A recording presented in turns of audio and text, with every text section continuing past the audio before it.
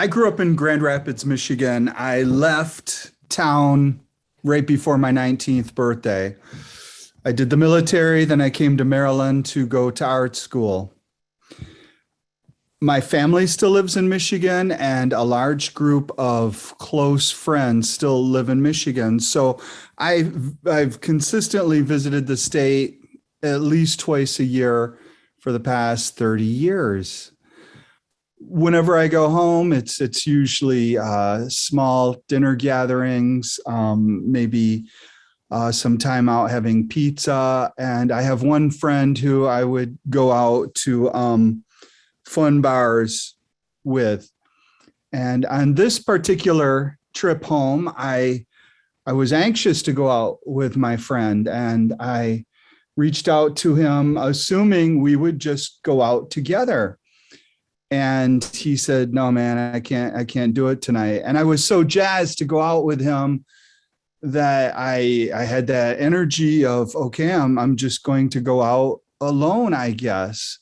I've probably had 4 or 5 great relationships in my life, and they usually start with making eye contact with the person, and there's I don't know whether it's pheromones or electricity, but it just seems like we come together and have great conversations, and everything is very easy. The place that I chose to go to that night was a pickup joint. Anyone from Grand Rapids, Michigan might know this place by name called Magoo's. I have friends that they got game. When they go out, they just, "Hey, how you doing?" And I just stand there and watch and amazement. I'm always amused by it. I don't have game. I'm charming at random intervals, but I've never had that game thing. So when I go out alone, I hold up walls, I decorate them, but I don't step away from them very far. I feel awkward. So I have one beer, and I'm sipping my second beer, not really having a good time, when I'm surprised when this beautiful woman comes up. She's Asian, very slender, in a long red dress. Zowie, I'm thinking this is interesting. And she takes my hand and pulls me out onto the dance floor. I'm not a dancer. I've never felt comfortable dancing, but here I am dancing with this attractive woman.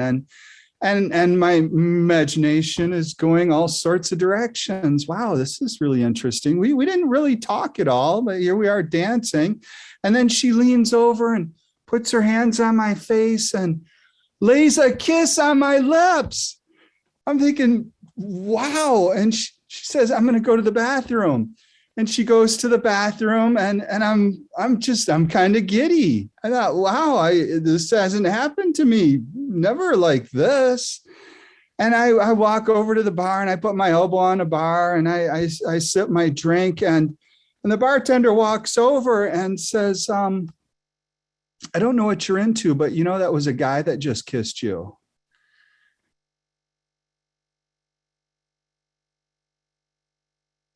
I was apprehensive about telling this story for starters. I told it to my friend who was supposed to go out with me earlier this week. And like a good lawyer, he suggested that he advised me not to do it, not to tell this story. Anyways, I looked at the bartender, and I kind of smiled a little nervously, and I put my beer down, and I said, "Thank you very much." And I walked out the door. The next day, I was talking to my friend Kurt, and he said, "Tell me about last night." And I said, "I stayed home and watched a movie." You ever see The Crying Game